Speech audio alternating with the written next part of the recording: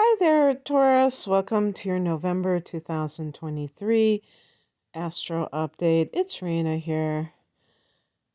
Whew, I'm kind of sighing um because I'm recording this the day before the solar eclipse in Libra, and all this energy is building up for the eclipse season. So when I talk about November, it's not that it has already arrived, but you know how astrologers do. They kind of act like, okay, now we're in November. So I just wanted to make that clear. So for those of you listening in October, be prepared for changes either in your personal life or in the world at large. And you could even say both could happen. So in November, you're coming off of the second eclipse, which is a lunar eclipse in Taurus. And so in your sign.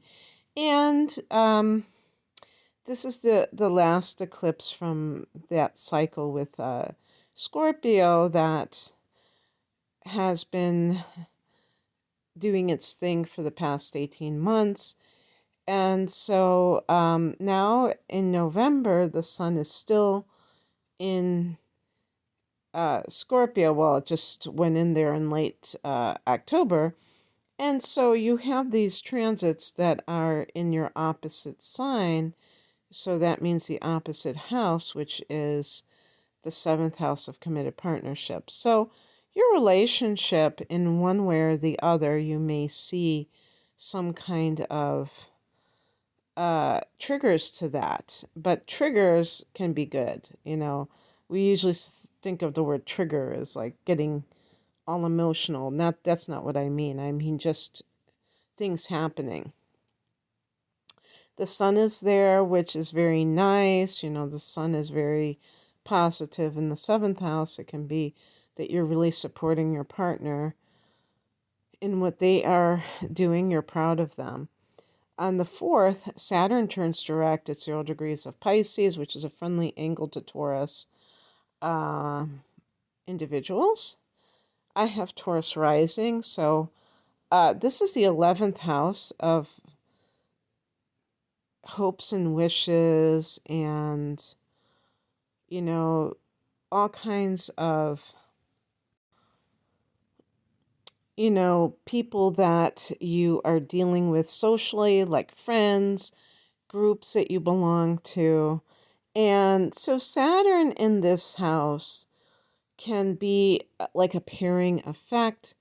It can mean that a person decides that they're going to be very selective in who they hang around.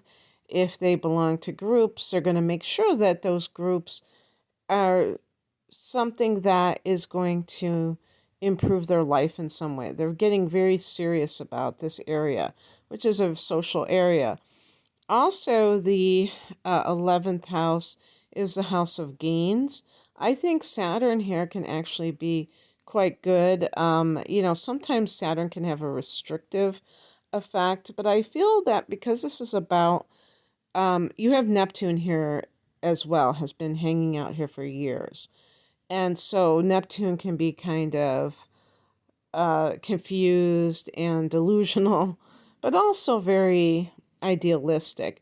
Saturn grounds dreams into reality. Neptune can dream, but Saturn can ground those dreams. And when it comes to gains, you can be very precise about that, and you can be very methodical. Like, how am I going to increase my profit? And you can take a very direct approach in that. So when Saturn was retrograding, some of these things you may have been really like questioning your dreams and all of that, and especially saying, are they viable? And now you're ready to move forward. On the 8th, Venus goes into Libra, and this is your sixth house of work. Now that's interesting because Venus can be money, so this could be somebody getting a raise, and then we have Saturn going direct in the house of gains. So you never know. There might be something along those lines that are connected to that. So it could be a bonus, making more money, like getting a raise, harmony with coworkers, falling in love in the workplace, even in some cases. On the 13th, we have a new moon at 20 degrees of Scorpio. So this new moon in Scorpio is your opposite house, the 7th house, Taurus. So this is, the sun and the moon are in conjunction here.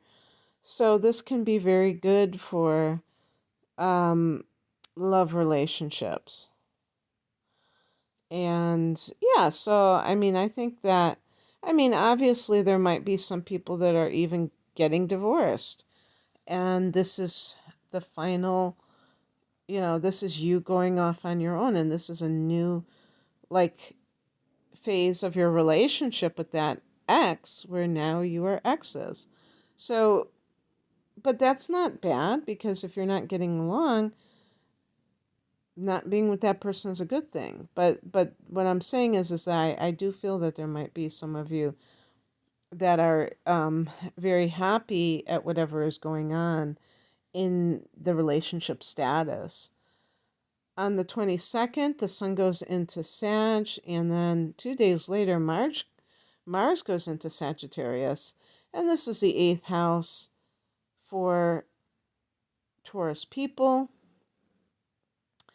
There could be some fight with Mars there with, what do you call it? Shared resources, meaning money that is connected through multiple people. And obviously, one of the things I think about is like an inheritance or some other kind of, like in a divorce, for instance. When people say, no, I brought that into the relationship, or I earned that independent of you, you didn't help me earn that, and just kind of fighting that way. You could be diving deep into alchemy. That's the 8th house as well. On the 27th, there's a full moon at 4 degrees of Gemini. Okay, here we go again. Taurus, this is the 2nd house of earned income. This is the house that you rule. So this is very good too. Full moon, yeah, of course. For some people, the full moon could be the ending of a source of income. But I really see it as a bonus, as money that is returned to you that is owed, as some kind of commission. I always forget that word. But anyway, yeah, I feel like it could even be like, let's say you started a business, and this is a time when you finally get that first sale. And that's such a great feeling because, sometimes you have to go a certain amount of time without getting a sale. And you question whether or not to even continue. And then all of a sudden, it's like everything starts to move, and you can feel that sense of, it's like a culmination that the full moon represents, because you feel as if finally you've reached that critical mass where you're going to start to turn a profit, or that kind of thing, or at least make a profit. So yeah, I think it's going to be a bit of a quieter month, so you can take a breather, which we really need, don't we? So I hope that you enjoyed this, Taurus. If you would like a private reading, the link is below. Take care. Bye.